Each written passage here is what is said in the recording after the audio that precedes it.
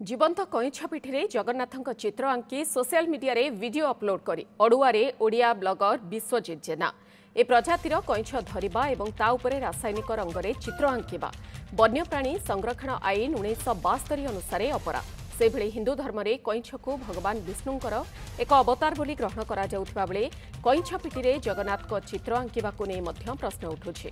Reels करी social media रु टंका रोजगार करबा निसारे एभली आईन उल्लंघन कार्य को निंदा करबा सह दृढ़ कार्यानुष्ठान दाबी करिसेंती वन्यप्राणी विशेषज्ञ शुभेन्दु मल्लिक।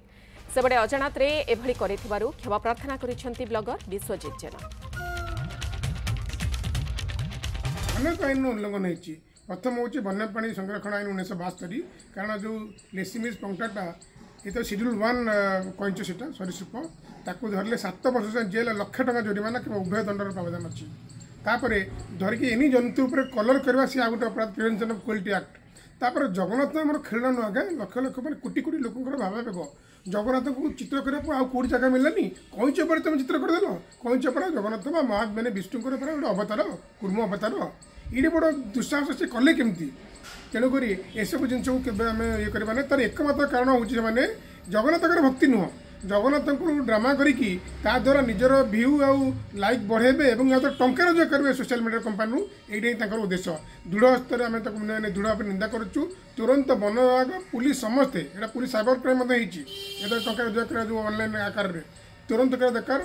इवन मुझे चाहिए मंदिर प्रशासन तरफ गोटे डायरेक्टिव जारी करा जो जगन्नाथ रूप भी नहीं करी सेमती मोर किसी इंटेंशन नहीं जोटा कि मोर रील्स व्यूज पाइबी एमती किसी नहीं। जदि आपन को 7 वर्ष जेल बा लक्ष टका फाइन पड़े ताने आपन से आईन रो अनुसार आपन को दंडित हेबे बोली स्वीकार करछुंती। आज्ञा आईन हिसाब रे स्वीकार मु तो तांको माने बेमानित करि परिबिनी तो जदि ता पूर्व जदि किसी मत भूल मागे पड़े तो मुझे बर्तमान भी मुझे क्षमा मागि नौ जदि हम मानुचे एटा जदि भूल आईनगत हिसाब से कहीं एत आईन विषय आम जानिनु तो मुझे बर्तमान भूल मागे भूल मागि दौचे माने आप ये थ्रो भूल भी मागि दौची।